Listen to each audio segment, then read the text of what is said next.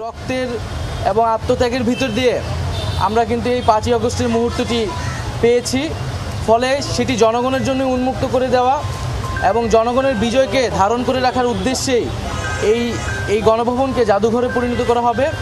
এবং এটি শুধু বাংলাদেশেই নয়, আমরা পৃথিবীর বুকে একটি নিদর্শন হিসেবে রাখতে চাই যে কোনো স্বৈরাচারী ফ্যাসিস্ট খুনি রাষ্ট্রনায়কদের আসলে কি পরিণত হয় এবং জনগণই যে আসল মালিকানার এবং ক্ষমতার মালিক, সেই বিষয়টিকে একটি নিদর্শন হিসেবে পুরো পৃথিবীর বুকে রাখার জন্যই আমরা এই গণভবনটিকে জুলাই গণঅভ্যুত্থানের স্মৃতি জাদুঘরে পরিণত করার সিদ্ধান্ত নিয়েছি সরকারের পক্ষ থেকে।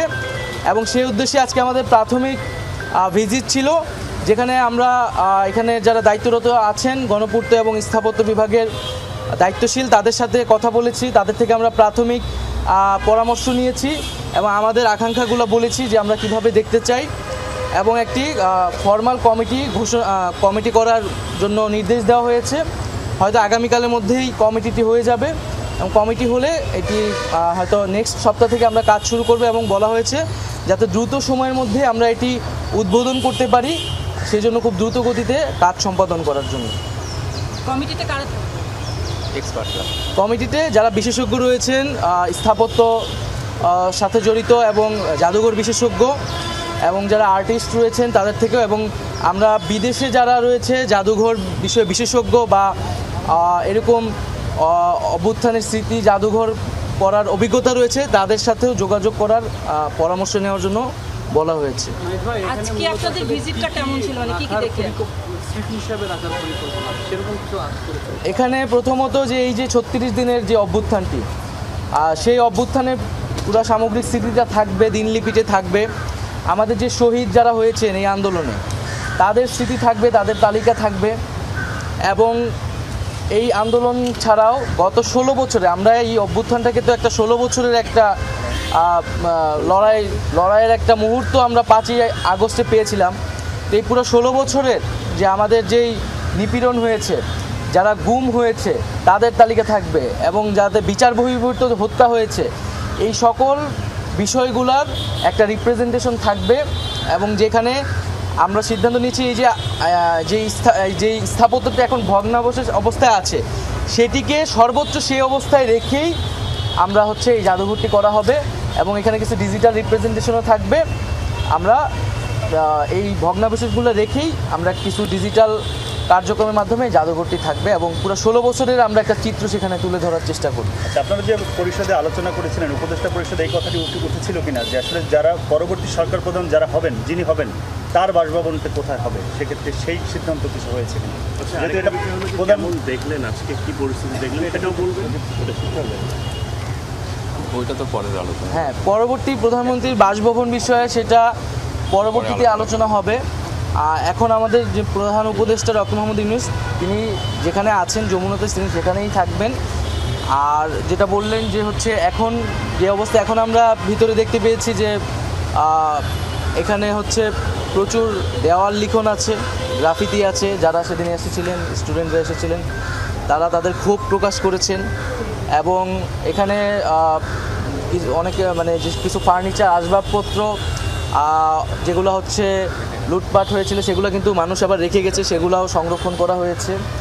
এবং ভাঙচুর রয়েছে, মানুষের ক্ষোভের বহিঃপ্রকাশ পুরা বিল্ডিংটার চারিদিকে ছড়িয়ে রয়েছে। আমরা চেষ্টা করব সেই ক্ষোভগুলোকে যথাসম্ভব ইনটেক্ট রেখেই জাদুঘরের কার্যক্রমটা করা। আরেকটা জিনিস জানবার ছিল আমার, সেটা যে ধরেন এটা তো এত বছর ধরে প্রধানমন্ত্রীর আবাস হিসেবে ছিল, অনেক প্রধানমন্ত্রী ছিলেন, সেই হিসেবে কোনো ঐতিহাসিক নিদর্শনকে মনে হচ্ছে সেটাও রক্ষা করা দরকার। এই 1 টাকা দিয়ে তো মালিকানা নিয়ে নেওয়া হয়েছিল না? 1 টাকা দিয়ে কি মালিকানা নেওয়া হয়েছিল? জনগণের ছিল কতখানি? আমরা জনগণের জন্য এটা উন্মুক্ত করার চিন্তা করছি। না, সেটা তো আমরা বললাম যে অন্য কোনো নিদর্শন আছে কিনা অন্য কোনো সময়ে। আমার একটু ছিল যে আসলে আমাদের আপনারা যেটা বললেন যে দীর্ঘ 16 বছরের পুঞ্জীভূত ক্ষোভ থেকে কিন্তু এই বাংলাদেশের এবং জনগণের মালিকানা কিন্তু কেড়ে নেওয়া হয়েছিল, যেটা বাস্তবতা। এখন বিষয়টা হলো যে এই আন্দোলনে ছাত্র জনতার অভ্যুত্থানে আমাদের এখনও যে পরিমাণ ছাত্র জনতা বিভিন্ন হাসপাতালে, কারো হাত নাই, কারো পা নাই, কারো দুটো চোখ দিয়েছে এবং সব মানে কিশোর পার হয়নি একটা বাচ্চা, এটা আমার পছন্দ দাঁড়িয়ে যাচ্ছে এইসব কথা বলতে গেলে। এখন এদের বিষয়ে যারা শহীদ হয়েছেন তাদের পরিবারগুলো তো আমাদের রাষ্ট্রের দায়িত্ব নিতেই হবে। পাশাপাশি এই যে পরিবারগুলা এবং এইটা সুষ্ঠু একটা পরিসংখ্যান আপনারা এবং সুষ্ঠুভাবে সমস্ত সারা দেশ থেকে তথ্যগুলো কালেকশন করছেন কিনা, এবং তাদের এই মুহূর্তে অনেকেরই দেখাচ্ছে বিদেশে চিকিৎসার জন্য প্রয়োজন, নিলে হয়তো তার চোখটা ভালো হয়ে যেতে পারে, এরকম মানে আপনাদের কঠোরভাবে মানে খুব গভীরভাবে এগুলো ব্যবস্থা নিচ্ছেন কিনা তারিখের অগ্রগতিটা কত বলেন, কারণ অনেককে আমি নিউজ করতে আমরা হচ্ছে একটা খারাপ অবস্থা। এই মাসেই আমরা কিন্তু শহীদ পরিবার যতটুকু পর্যন্ত আমরা তালিকা করেছি, তালিকা প্রায় শেষের দিকে, এবং সেই শহীদ পরিবারদের নিয়ে আমরা এই মাসে একটি স্মরণ সভার আয়োজন করবো বেশ বড় করে আর কি।